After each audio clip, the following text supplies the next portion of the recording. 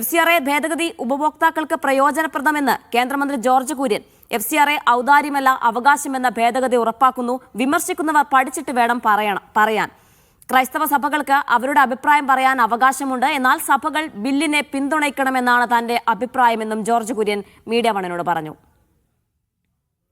അത് FCRA ഉപഭോക്താക്കൾക്ക് അല്ലെങ്കിൽ അതിനുവേണ്ടി FCRA ഉപയോഗിക്കുന്നവർക്ക് പ്രയോജനപ്രദമാണ്. ഇതുവരെയും FCRA ഔദാര്യം പോലെയാണ്. ഇതൊരു അവകാശമായിട്ട് മാറുകയാണ്. എല്ലാവരും അത് പഠിച്ച് മനസ്സിലാക്കണം. ഇതിപ്പോൾ പാസ്സായില്ല എങ്കിൽ ഒരു അവസരം നഷ്ടപ്പെടുകയായിരിക്കും. ആ അഭിപ്രായം പ്രകടിപ്പിക്കാനുള്ള അവകാശം അവർക്കുണ്ട്. അവരുടെ അവകാശം അവരത് മനസ്സിലാക്കിയിട്ട് നാളെ പിന്തുണയ്ക്കണമെന്നാണ് എനിക്ക് അഭിപ്രായപ്പെടാനുള്ളത്.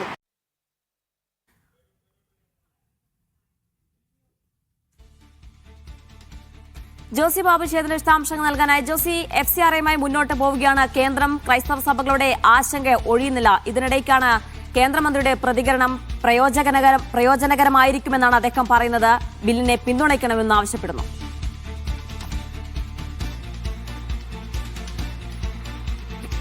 ജീന, ഇപ്പോൾ ഉണ്ടായിരിക്കുന്ന ചർച്ചകളൊക്കെയും തെറ്റിദ്ധാരണയുടെ പുറത്താണ് എന്നാണ് ജോർജ് കുര്യന്റെ വാദം.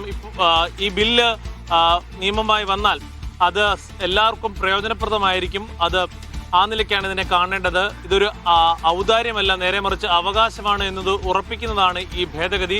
ഇത് സംബന്ധിച്ച് അപ്പീൽ പോകുന്നതിനും ചോദ്യങ്ങൾ ഉയർത്തുന്നതിനുമൊക്കെയും അവകാശങ്ങളുണ്ട്. അതൊന്നും മനസ്സിലാക്കാതെയാണ് ഇപ്പോൾ ഉണ്ടായിരിക്കുന്ന പ്രതിഷേധ പ്രകടനങ്ങളും അല്ലെങ്കിൽ വിമർശനങ്ങളും എന്നാണ് അദ്ദേഹം പറയുന്നത്. വിമർശിക്കുന്നവർ ഇക്കാര്യങ്ങളൊക്കെയും പഠിച്ചിട്ട് വിമർശിക്കണം എന്നുള്ള കാര്യവും ജോർജ് കുര്യൻ പറയുന്നുണ്ട്. പ്രത്യേകിച്ച് ക്രൈസ്തവ സഭകളുടെ വിമർശനത്തെ ചൂണ്ടിക്കാണിച്ചപ്പോൾ ക്രൈസ്തവ സഭാ നേതൃത്വത്തിന് ഇക്കാര്യങ്ങളിലൊക്കെ അഭിപ്രായം പറയാൻ അവരുടേതായ സ്വാതന്ത്ര്യമുണ്ട്. പക്ഷേ തന്റെ അഭിപ്രായം ഇക്കാര്യത്തിൽ പൂർണ്ണമായും എല്ലാ സമുദായ വിഭാഗങ്ങളും ഈ ബില്ലിനെ പിന്തുണയ്ക്കണമെന്നുള്ളതാണ്. അതോടൊപ്പം ക്രൈസ്തവ സഭയും ഇതിനെ പിന്തുണയ്ക്കണമെന്നുള്ള കാര്യമാണ് ജോർജ് കുര്യൻ ആവശ്യപ്പെടുന്നത്. നേരത്തെ സഭകൾ ഇതിനെ പിന്തുണയ്ക്കുമെന്നാണ് കേന്ദ്രമന്ത്രിയുടെ ആവശ്യം. വിശദാംശങ്ങളാണ് ജോസി ബാബു നൽകിയത് കോട്ടയത്ത് നിന്നും.